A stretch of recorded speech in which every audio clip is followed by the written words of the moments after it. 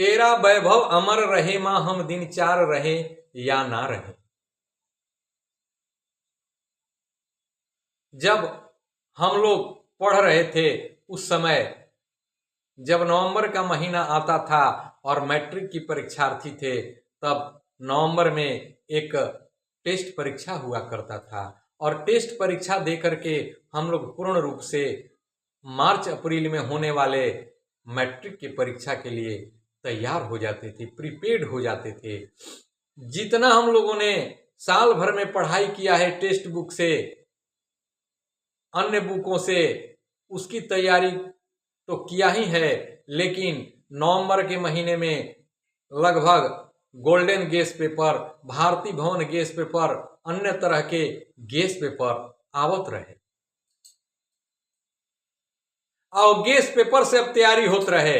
Guess paper से तैयारी कैला के बाद बहुत सारा तरह के हमनी के तैयारी करत रही जा, लेकिन परीक्षा से 10 दिन पहले एगो एटम बम आवत रहे, एकदम सील पैक, 10 रुपया ओकर कीमत रहे, लेकिन 10 रुपया ओकरी बड़ा महंगा बुझात रहे।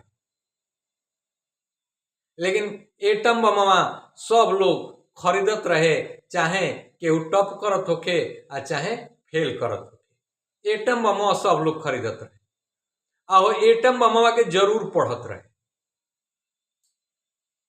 तो एटम बम के भी पढ़ के तैयारी करे के पड़त रहे, अन्य तरह से बहुत सारा तैयारी करे के पड़त रहे।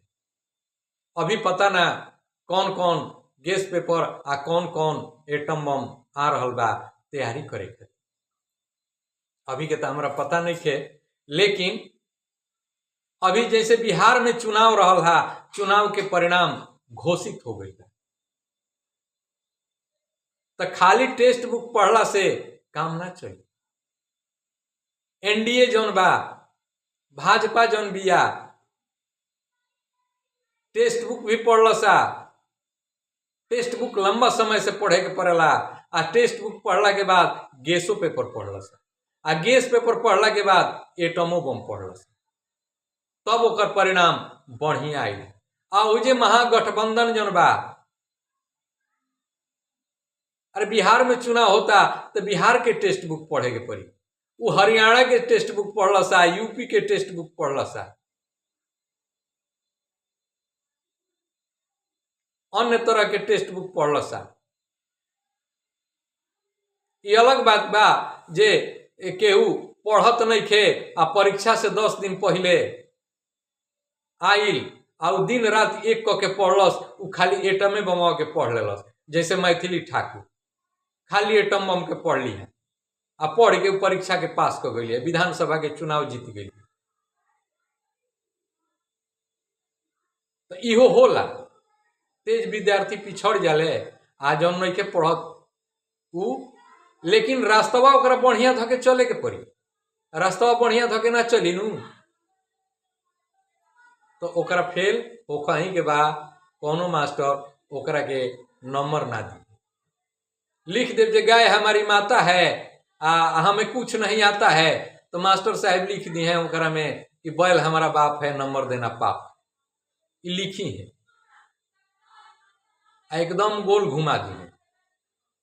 वैसा ही महागठबंधन के लोग आइल हा तो टेस्ट बुक से निकालल हलो कि कौना एटम बम से निकालल हलो छठ पूजा ड्रामा, तो छठी मैया ड्रामा कर दिली। देखी छठ पूजा के ड्रामा बतावला के बाद कितना बढ़िया परिणाम लोग के मिलल है। छठ पूजा ड्रामा, अरे राम मंदिर के मुद्दा बहुत पुरान हो गई रहा, ये राम मंदिर के मुद्दा लेके आई है। राम मंदिर में अरबों रुपया खर्चा भइल बा, तो का सरकार दिले बिया, आम जनता के पैसा लागल बा। आ एगो बात समझ ली, अगर केहू के घर टूटल बा तो जे घरे बनी ना कि अस्पताल बनी। राम मंदिर एगो आक्रांता द्वारा तोड़ रहल है, तो ओजवा रामे मंदिर बनी। राम मंदिर से रोजगार, अभी हम अयोध्या गए रहनी है, राम लला के कृपा से अयोध्या से हम घूम के 5 दिन के लगभग हमार अयोध्या में प्रवास रहल है। और 5 दिन में हम जितना भी अयोध्या के समझ पौनी है, ऐसे 2-4 जन्म लाग जाई तब भी अयोध्या के पूरा समझे के सामर्थ्य हमारा नियन जीव तो नैखन राखत। लेकिन 5 दिन में जब हम अयोध्या के समझनी है वो जब ई हमारा समझ में आयल है कि बहुत लोग के रोजगार राम लाला दिले भाई, ओजा रोजगार के कमी नहीं खे, करे वाला के कमी बा। ओजा रोजगार मिलल बा, जे राम मंदिर पर अंगुली उठावता ओकर ई जवाब बा। बहुत लोग के ओजा रोजगार मिलल बा। ऐसे राम मंदिर पर कौनो तरह के अंगुली मत उठाई सभे, ई हमार हाथ जोड़ के विनती बा, प्रार्थना बा। अरे पार्टी तो बनत रही, पार्टी बिगड़त रही, देश सुरक्षित रहे के चाहिए। हम दिन 4 रहे या ना रहे, तेरा वैभव अमर रहे मां। हमारा देश के वैभव अमर रहे के चाहिए। हम तो क्षणभंगुर बानी, हम कब चल जाई एकर कौनो ठिकाना नहीं खे। ऐसे देश के वैभव बनल रहल बहुत जरूरी बा।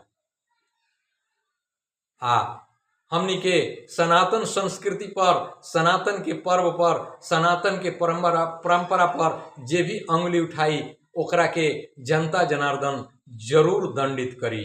अगर जनता जनार्दन दंडित नहीं करत तो ई जनता जनार्दन के गलती बा, कमी बा, एकरा में कौनो संदेह नहीं के। हमारा संस्कृति पर तुम अंगुली उठेबा, जौन भी शब्द आई ओकरा के हम बोल देबा, बोलबा तो बाहर के एटम बम मंगा के पढ़ लेबा तो ओकरा से ना हुई। जौना स्टेट में पढ़त रह वही स्टेट के गैस पेपर आ वही स्टेट के एटम बम पढ़े के पड़ी, तब जाके कहीं सफलता मिल सकता। ऐसा सुपड़ा साफ भइल कि विपक्षों में बैठे के नंबर ना मिले।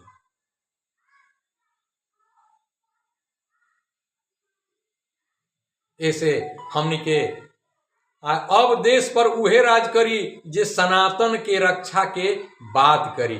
तेरा वैभव अमर रहे मां, हम दिन 4 रहे या ना रहे, वंदे मातरम वंदे मातरम।